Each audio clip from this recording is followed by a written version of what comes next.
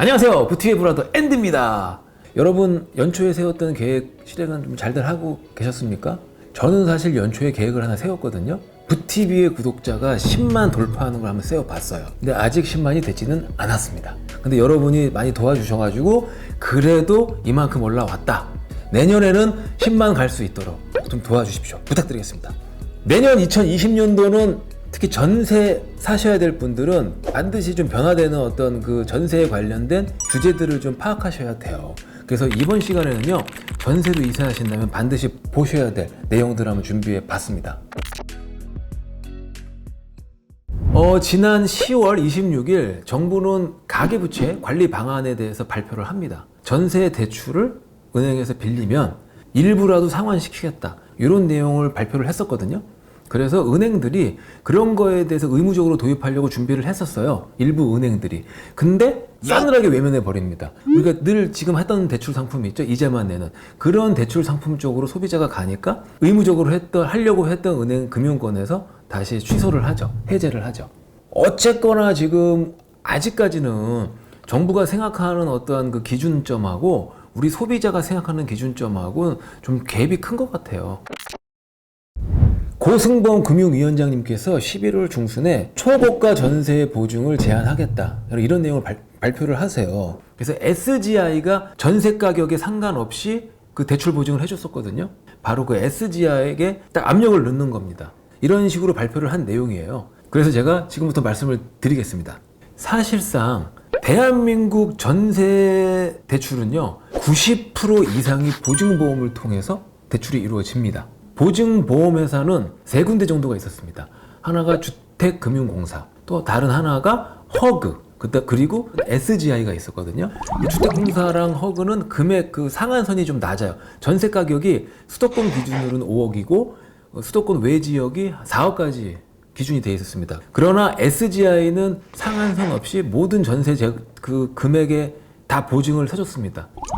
그래서 이제 앞으로는 초고가 전세를 들어가려고 한다면 바로 이 부분을 잘 파악하셔야 된다. 이런 것들을 알고 계시라고 해서 제가 이 영상을 준비해 봤습니다.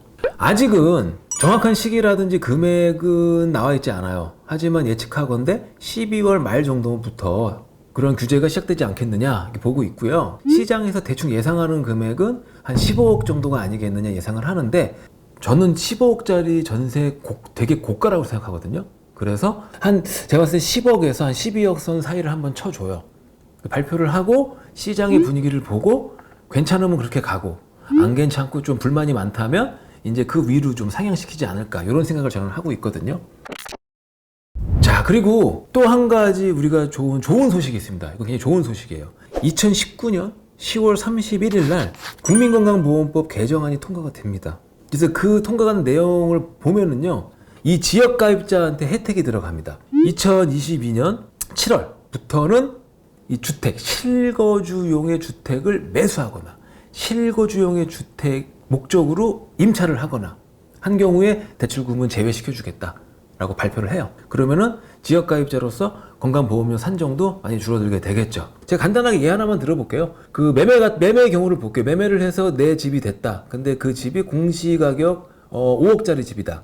근데 그 집에 내가 낀 대출금이 2억짜리다. 그러면 옛날 같을 때는 2억 대출금도 내 재산으로 같이 보면서 5억을 기준으로 해서 5억 곱하기 60% 해서 과세표준액을 만들었다는 얘기죠. 그러면 이제 바뀌는 내용은 어떻게 되냐면 5억 곱하기 60을 해요. 그럼 3억이 나옵니다. 그러면 3억의 과세표준이 돼야 되는데 그게 아니라 3억에서 대출금 2억을 또 빼줍니다. 그래서 결국에는 1억이 과세표준이 돼서 이제 건강보험료가 책정이 된다.